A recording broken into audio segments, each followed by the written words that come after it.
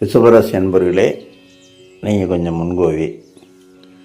உங்கள் வீடு வந்து சந்திரனுக்கு உச்ச வீடு, அதனால் கொஞ்சம் சென்சிட்டிவாகவே இருப்பீங்க. எப்போவுமே முன்கோவம் வரும். பெண்கள் இருந்தால் முன்கோவம் வரக்கூடாது, நிச்சயமாக வரக்கூடாது.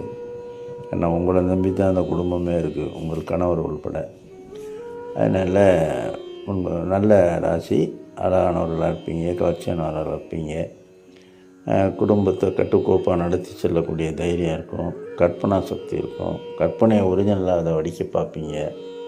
எல்லாம் சரிதான். இப்போ 2026 மார்ச் 6 அன்னைக்கு உங்களுக்கு சனீஸ்வர பகவான் வந்து கும்பராசியிலேருந்து மீன ராசிக்கு பிரவேசிக்கிறாரு.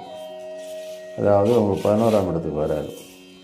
இது என்ன விசேஷம்னா, 11ஆம் இடம் லாபஸ்தானம். லாபஸ்தானத்துக்கே சனி வராரு. லாபஸ்தானத்தில் ஒரு 11ஆம் இடத்துல ஒரு பாவி இருந்துட்டால் பெரிய யோகம்பாங்க. அது இப்போ சனி பெரிய பாவி, அவரே வந்து உட்கார்றாரு, பெரிய லாபத்தை கொடுக்க போகிறாரு. அதனால் உங்களுக்கு நல்ல லாப பீரியடு. இதை இப்போ இந்த 2.5 வருஷத்தை நல்லா பயன்படுத்திக்கிட்டீங்கன்னா அடுத்து பாருங்கள், உங்கள் லைஃப் எங்கேயோ போயிருக்கலாம்.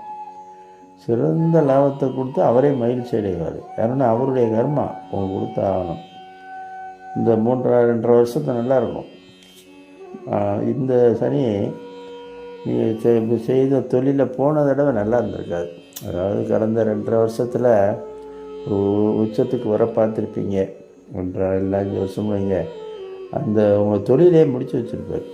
நல்ல தொழிலை முடக்கி வச்சுருப்பார். ஏன்னா உங்களுக்கு தொழில் ஸ்தானமான 10ஆம் இடத்துல அமர்ந்திருந்தார். 10ஆம் இடம் தொழில் ஸ்தானத்தில் வந்தால் தொழில் பண்ணியிருக்கவர்களுக்கு சிக்கல், வேலை பார்க்குறவர்களுக்கு எந்த ப்ரொமோஷனும் எல்லாம் இருந்திருக்காது இல்லையா. குடும்பமே ஏனோ தானன்னு ஓட்டியிருப்பீங்க. அதெல்லாம் போயிட்டு போகுது. இப்போ 11க்கு வந்துட்டார். 11 வந்து உட்காராரு, பந்தாக உட்காராரு. உங்கள் ராசிக்கு அவர் நல்லவர் தான், புரியுதா. நீங்கள் வந்து இப்போ நிதானமாக நல்ல புது தொழில் பண்ணலாம், உறுதியான மனநிலையில் இருந்து பண்ணலாம். பழைய இழப்பு இருக்குல்ல, தொழில்னால் போனது, உத்தியோகத்தினால் வந்த பிரச்சனைகள், இதெல்லாம் இப்போ எல்லாம் சரியாக இருக்கும், சரியாக போகுது. இப்போ இந்த ஆரம்ப லாபச்சனியில் 2 ஆண்டில் நல்ல வருமானத்தை ஈட்டி கொள்ளலாம், முதலீடெல்லாம் போடலாம், கடன் வாங்க வேண்டிய வாய்ப்பெல்லாம் வராது. இருக்கிறத வச்சு நைஸாக உழைச்சிங்கன்னா அவர் நல்லா கொண்டாந்துருவார். பார்ட்னர்ஸ் தேவையில்லை. அதுக்காக பார்ட்னர்ஸ்னால பிரச்சனை வரும்லாம் சொல்ல வரல. பார்ட்னர்ஸும் தேவையில்லை. பார்ட்னர்ஸ் இருந்தாங்கன்னா உங்களுக்கு வர வேண்டிய முழு லாபத்தை அவங்களும் பங்கு வைக்க வேண்டிய வரும். ரெண்டாவது, உறவில் எப்போவுமே நீங்கள் தள்ளி தான் வச்சுருப்பீங்க. உங்கள் டென்ஷனுக்கு, உங்கள் சென்சேஷனுக்கு, உங்களோட உணர்வுகளுக்கு, உங்களுடைய எமோஷனலுக்கு அவங்களாம் சரி வர மாட்டாங்க. அதை சுண்ணாம்பு மாதிரி அவங்கள வச்சுக்கோங்க, ஊறுகாய் மாதிரியே சுண்ணாம்பு மாதிரியே வச்சுக்கோங்க. பார்ட்னர் சொந்தக்காரங்களை அதை வச்சுருக்கவரை நல்லது. அவங்க என்ன நீங்கள் கொடுத்தாலும் அவங்க திருப்தி அடைய போகிறதில்ல. சனி 3ஆம் பார்வையாக உங்கள் ராசியை பார்த்தாலும் கூட பார்க்குறாரு. உங்கள் ராசியை அவர் பார்த்தாலும் கூட அவர் நல்லதே செய்வார், எந்த கெடுதலும் செய்ய மாட்டார். அது என்ன செய்வார்னா, உறவினர்கள்ட்ட உறவாடினேன்னா அந்த உறவுகள்னால உங்களுக்கு கெடுதல் வரும். அவங்க மேற்கொண்டு வந்து திருஷ்டி போடுவாங்க, உங்களுடைய வளர்ச்சியை பார்த்து உங்களை இது பண்ண பார்ப்பாங்க. மற்றபடி ஒன்றும் பிரச்சனை இல்லை. பணம் வரவு செலவில் கைமாற்று இதெல்லாம் யார்கிட்டையுமே வச்சுக்கிற வேண்டாம், சரியா.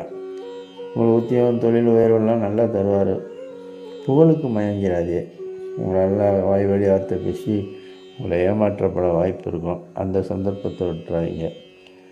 சனிக்கிழமை சனீஸ்வரனை வழிபடுங்க. இது வந்து பரிகாரத்துக்காக இல்லை, உங்கள் நல்லதுக்காக, மகிழ்ச்சி தர்றதுக்கு நல்லாயிருக்கும். உடல் நலத்தில் கொஞ்சம் கவனம் தேவை. உடல்நலத்தில் கொஞ்சம் 7ஆம் பார்வையாக தங்கள் ராசிக்கு 5ஆம் இடத்தை பார்க்குறாரு. பஞ்சம சனி கெஞ்சினாலும் கிடைக்காத மாதிரி. பஞ்சமம்னா 5ஆம் இடம் தான், வேறு ஒன்றும் இல்லை. நியாயமாக கிடைக்க வேண்டிய பூர்வீக சொத்துக்கள் தானாக வந்து சேரும். நீங்கள் அவருக்காக போய் அவர்கிட்ட மண்டியிட வேண்டாம். அவங்களே அவங்கள்ட்ட வழியக்க வந்து பிரச்சனைகளை தீர்த்துக்கிறதுக்காக வந்து உங்கள் பங்கு கொடுத்துட்டு போவாங்க. பூர்வீகத்தில் இப்போ கொஞ்சம் நாளைக்கு மிதிக்காமல் இருந்தீங்கன்னா நல்லது. குழந்தைகளுடைய கல்வி, தொழில் இது எல்லாம் முதலீடு செஞ்சிங்கன்னா அது மிகச்சிறந்த பலன் கிடைக்கும். திரும்ப திரும்ப சொல்ல உறவுகள்கிட்ட கொஞ்சம் உஷாராக இருந்துக்கிறங்க. நீங்களே நல்லது செஞ்சுட்டு உங்கள் செலவுலேயே உங்களுக்கே சூனியம் வச்சுக்கிறாரு. தொழிலில் கண்கருத்துமாக இருந்துக்குங்க, பார்த்துக்குங்க. அதாச்சு 8ஆம் இடத்து சனி பார்க்குறதுனால ஒன்றும் பயம் இல்லை. ஆயுள் கெட்டியாக இருக்கும். அது ஒரு மர்மஸ்தானம், அதனால் நல்லதாக நடக்கும். அந்த இடத்த போய் யாரும் ஒன்றும் பண்ணிட முடியாது. தந்தையின் நலனில் கொஞ்சம் ஆரோக்கியம் பார்க்கணும். அவருடைய நலன் கெடுவதற்கு கொஞ்சம் வாய்ப்பு இருக்குது. முடிஞ்சால் அவரை பார்த்தீங்கன்னா அந்த புண்ணியம் உங்களுக்கு கிடைக்கும். அவ்வளோதான். சனிவானுக்கு எந்த பரிகாரம் செய்ய வேண்டியதில்லை. பசிச்சிருக்கிறவர்களுக்கு சாப்பாடு கொடுங்க, அவ்வளோதான், வேறு ஒன்றும் இல்லை. ஆனால் உணர்ச்சி வசப்படக்கூடாது, கோவப்படக்கூடாது, ரொம்ப கேர்ஃபுல்லாக இருக்கணும். இன்வெஸ்ட் பண்ணுங்கள், தப்பில்லை. கடன் வாங்க வேண்டிய சூழ்நிலை வராது. இருக்கிறத வச்சு கொஞ்சமாக மெதுவாக டெவலப் ஆனீங்கன்னா இந்த 2 வருஷத்தில் நீங்கள் 2 வருஷம் கழித்து திரும்பி பார்க்கும்போது ஒரு வளர்ச்சியா நம்ம உழைப்புக்கு போல இதா அப்படின்னு வரும். உத்தியோகத்தில் இருக்கும்போது சக ஊழியர்கள்ட்ட, பெரிய அதிகாரிகள்கிட்ட ரொம்ப பவியமாக இருந்துங்க. கொஞ்சம் நடிக்க கற்றுக்குறங்க. உங்களுக்கு நான் நடிக்க சொன்னால் நடிக்க தெரியாது, இருந்தாலும் கொஞ்சம் சொல்கிறேன், நடிக்க கற்றுக்குங்க. நடிக்க கற்றுக்கிட்டு கெடுதல் செய்ய வரவங்களே நன்மை செய்கிற மாதிரி அதை நன்மையை பயன்படுத்தி கேட்பாங்க. உங்கள் குடும்பம், உங்கள் பிள்ளை, உங்கள் கணவர், உங்களில் மனைவி, இப்படித்தான் இருக்கணும். அந்த ரிஷபராசி யோகக்கார ராசி. ஏன்னா சந்திரன் உச்ச வீடு. ரிஷபராசி ரொம்ப நல்ல பெற்றோர்கள் ஆசீர்வாதம் இருந்துச்சுன்னா நீங்கள் கொஞ்சம் வயசில் வீடு வாசல்லாம் கட்டிக்கிட்டு நல்லா இருப்பீங்க. ரொம்ப முக்கியமாக இருக்க வேண்டியது நிதானம். எக்ஸ்பென்ஸ்னு வரும்போது ஒரு 100 ரூபா நோட்டை மாற்றினா 1 ரூபா எடுத்துட்டிங்கன்னா 99 ரூபாய்ன்னு வந்துடும். 1 லட்ச ரூபாய்ங்கிறதுல ஒரு ரூபா எடுத்துட்டிங்கன்னா அந்த 1 லட்ச ரூபாய்ங்கிற பேர் போயிடும். இதை மட்டும் ஞாபகம் வச்சுக்கணும். ஒரு 100 ரூபா இருந்தால் சிக்கனமாக கணக்கு போட்டு கேல்குலேட்டிவாக வாழ்ந்தால் ஒரு நாள் சுத்தமாக வாழ்ந்துடலாம், ஒரு நாள் செலவே ஓட்டிவிடலாம் அப்படிங்கிற அந்த கேல்குலேஷன் வேணும். எமோஷனல் எக்ஸ்பென்சஸ் வேண்டாம். ஒருத்தர் சீரியஸ் வரட்டும் செய்கிறாங்க, நம்ம நிறைய செஞ்சோம்னா நமக்கு பெருமை வரும் மேடையில், அப்படி செஞ்சுட்டு உட்காந்து செலவு பண்ணிக்கிட்டு இருக்காது. அப்படி செலவில் அவாய்ட் பண்ணிடணும். உங்களுக்கு உணர்ச்சிக்கு ரொம்ப அடிமைப்பட்டவங்க. உணர்ச்சின்னா அவங்கள பாராட்டிட்டா போதும், எங்கேயோ போயிடுவீங்க. உறவு கொண்டாடுவீங்க, எல்லோரையும் 100க்கு 100 நல்லவன்னு செஞ்சு உறவு கொண்டாடுவீங்க. கடைசி அவங்க 100க்கு 100 கொஞ்சம் கொஞ்சமாக குறைஞ்சிக்கிட்டு வேல்யூ குறையும் போது ஆஹா அவங்க கெட்டவங்களாக இருக்காங்களேன்னு ஒதுக்க வேண்டியதும். அதனால் கோபத்தை குறைங்க. அந்த ஒன்று மட்டும் செஞ்சுருங்க. நிதானமாக இருங்க, அடக்கமாக இருங்க. உங்கள்கிட்ட என்ன இருக்குதுன்னு காட்டிக்கிறாரு. உங்கள் கணவன், உங்கள் குழந்தைகள், அந்த இதோடு இருங்க. அதுக்காக ரொம்ப சுயநலமாக இருக்க சொல்லலை. பெற்றோர்களையும் பார்த்துக்குங்க. அவங்க ஆசீர்வாதம் உங்களுக்கு நிறைய இருக்கும். ரொம்ப நிதானமாக நடந்துங்க. சனீஸ்வரனுக்கு நீங்கள் எந்த பரிகாரம் பண்ண தேவையில்லை. நீங்கள் அவருக்கு பரிகாரம் பண்ண நினச்சிங்கன்னா உங்கள் உழைப்பை கூட்டுங்க. சோம்பேறித்தனத்தையும் பொறுப்பற்றவர்களையும் அவர் வெறுப்பது அவர் ஒரு ஆள். அவருக்கு பிடிக்காதது சோம்பேறித்தனம்.